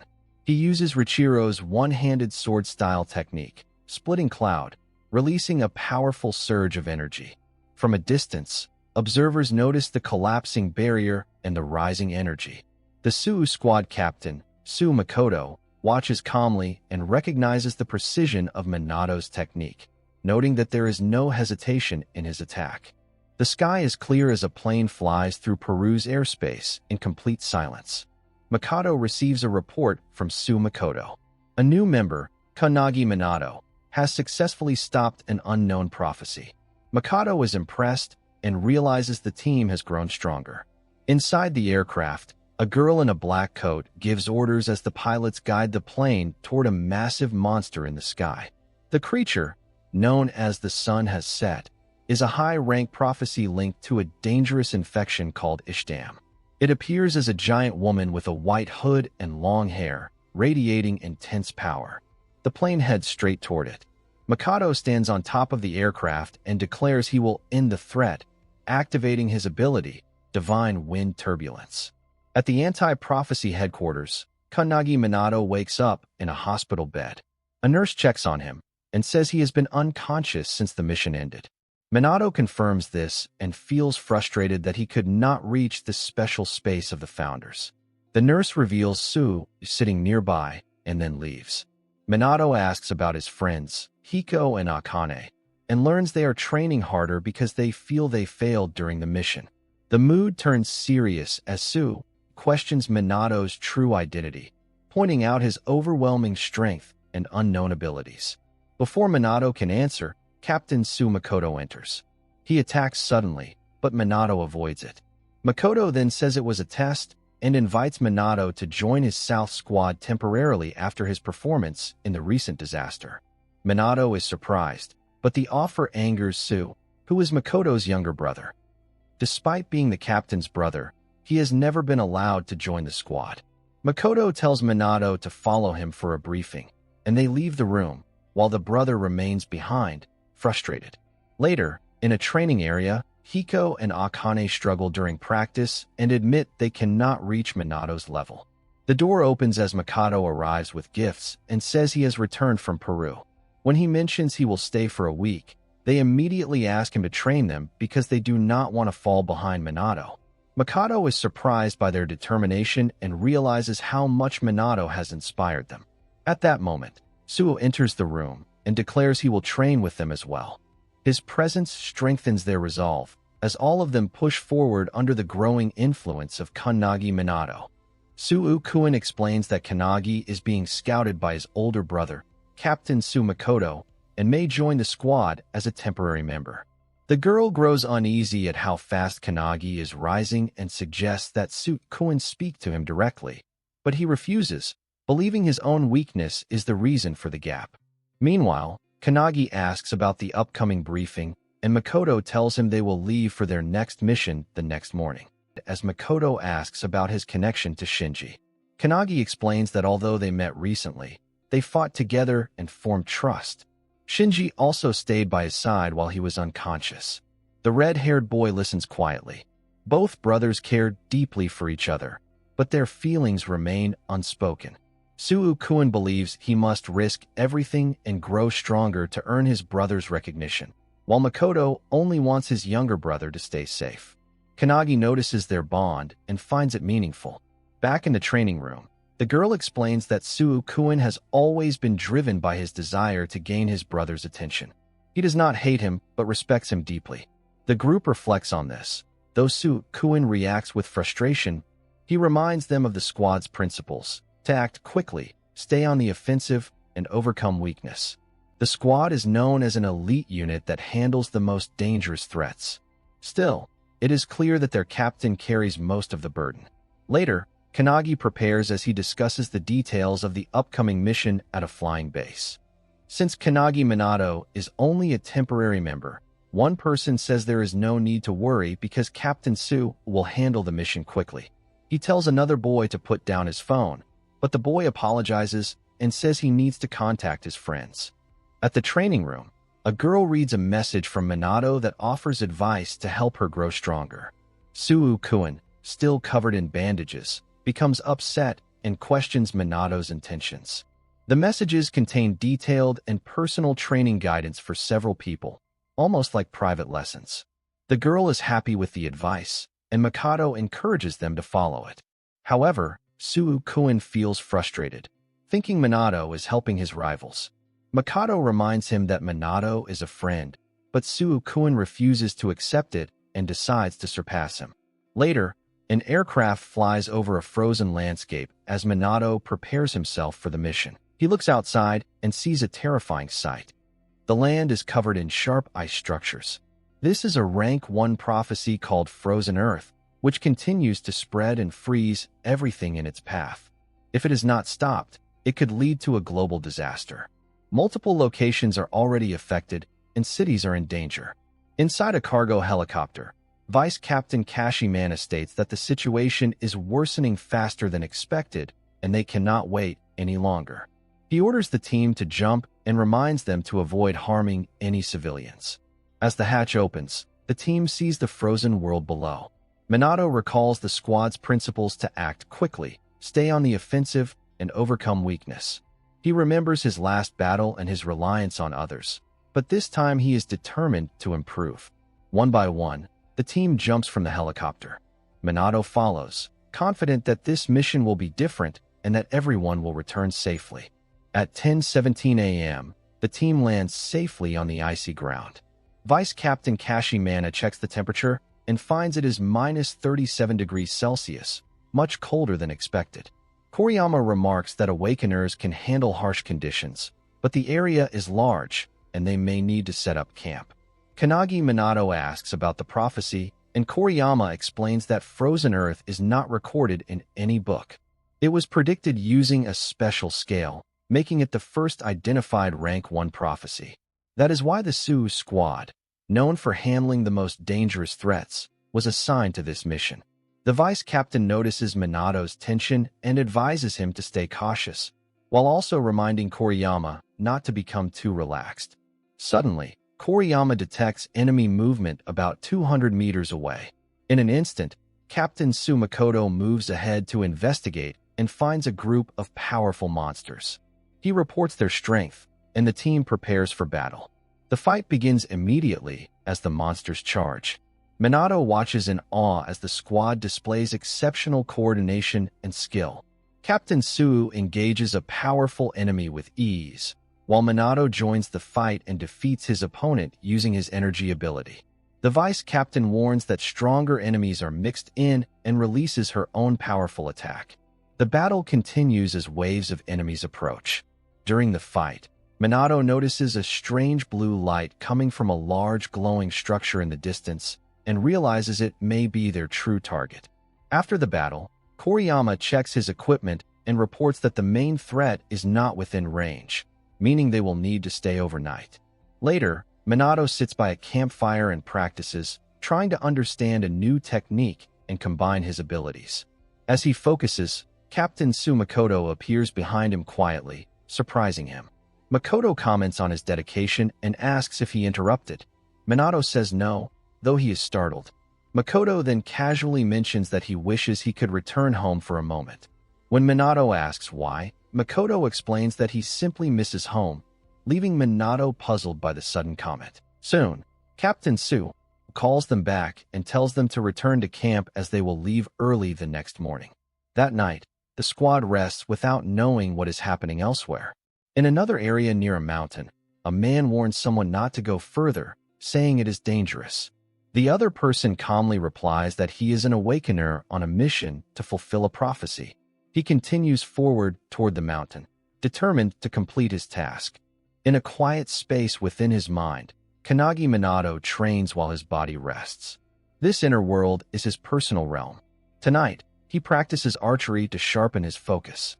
His instructor, Hamely Bo Margit, tells him to maintain constant concentration because danger can appear at any moment. The training is intense, but necessary. Kanagi asks why they are not practicing swordsmanship. A third figure, Malstia's Silentia, explains that each skill is trained in turn. They note that Kanagi has improved and can now stay focused despite distractions. Kanagi says he wants to give his best on his current mission. He releases an arrow with precision, and his instructor praises him before ending the session. Kanagi wakes up as the second day of the mission begins. Captain Sumakoto leads the team forward, saying today they will locate and defeat the source of the Frozen Earth prophecy. He orders everyone to spread out and clear the area. Soon, powerful creatures appear, but the team handles them with confidence. Some members believe the mission may be easier than expected, though others remain cautious. Kanagi senses something unusual, but continues with the group.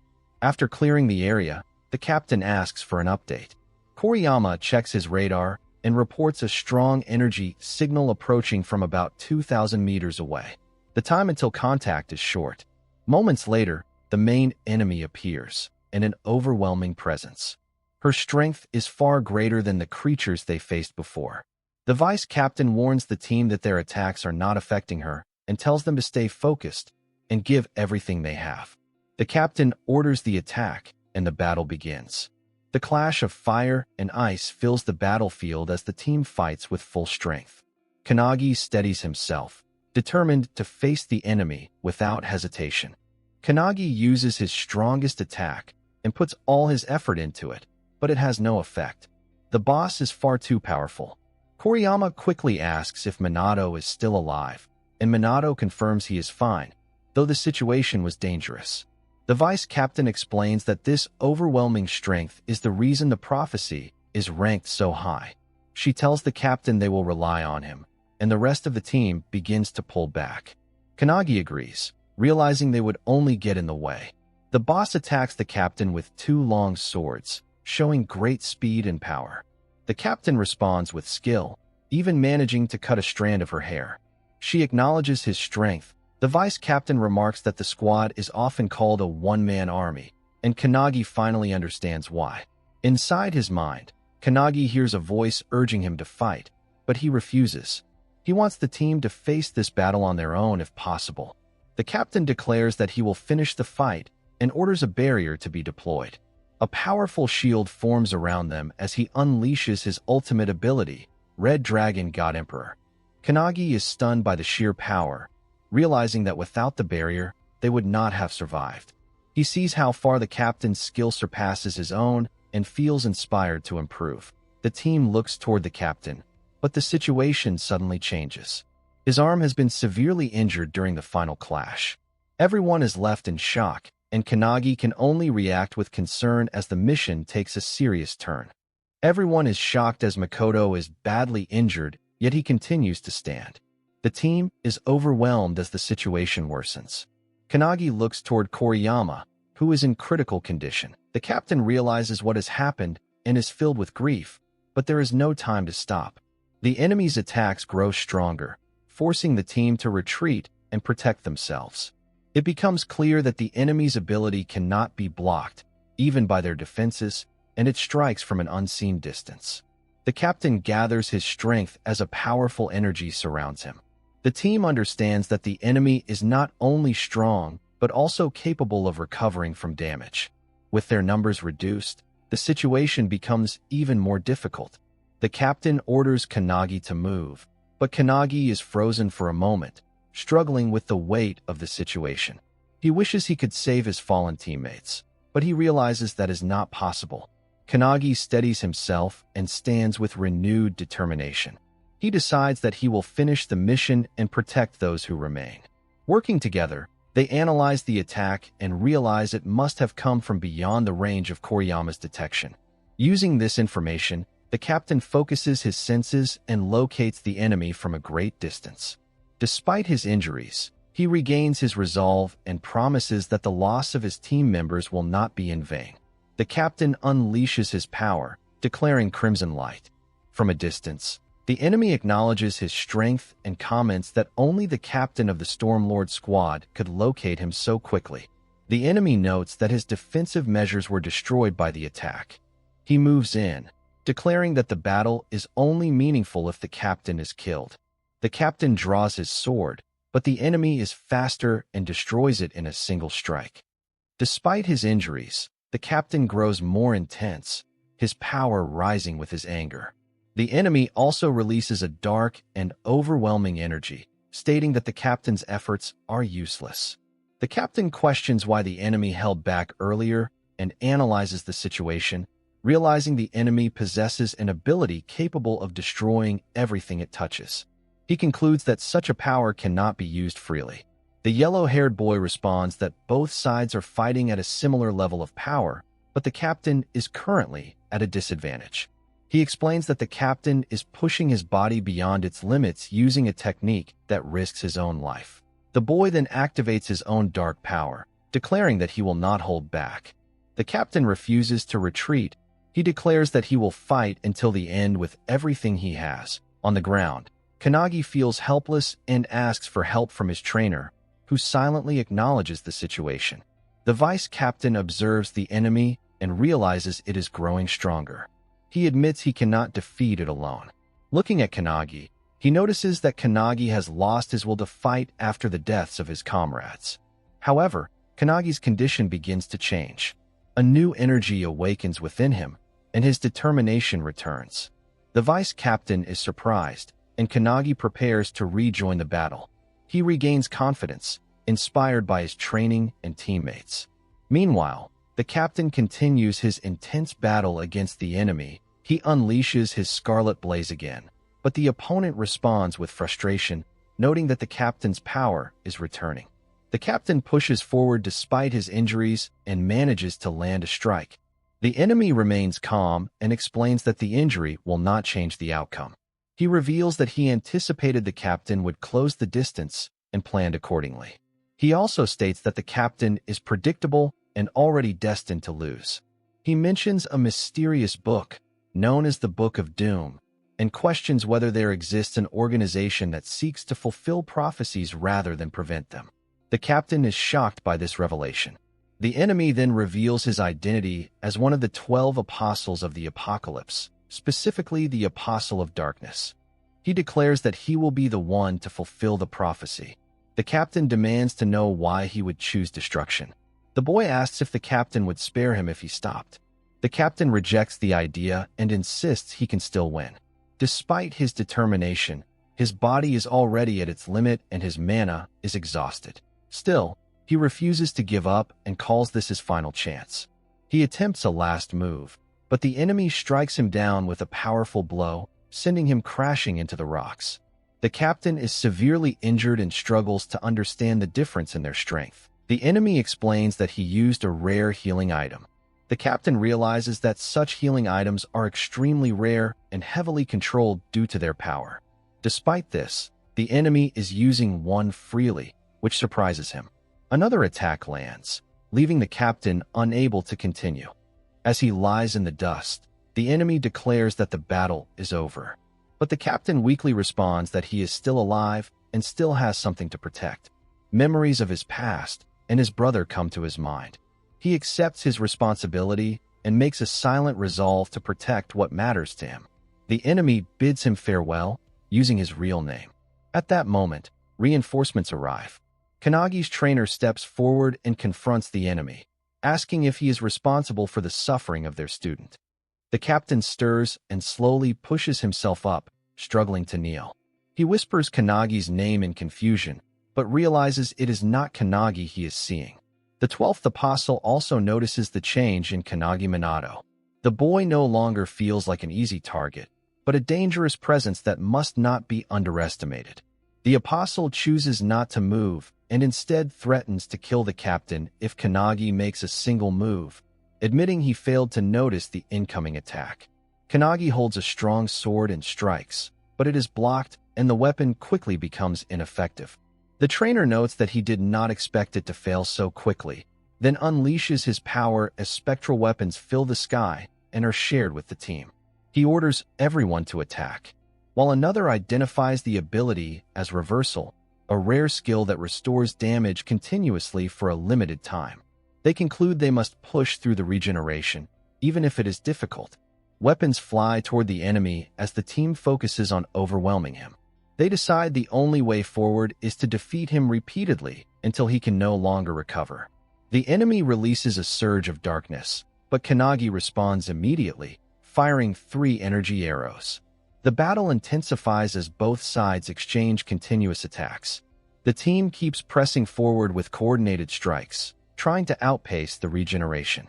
The founder joins the fight with close combat attacks, while another teammate analyzes the enemy's ability, noting it can erase anything it directly hits, but becomes less effective when vision is disrupted.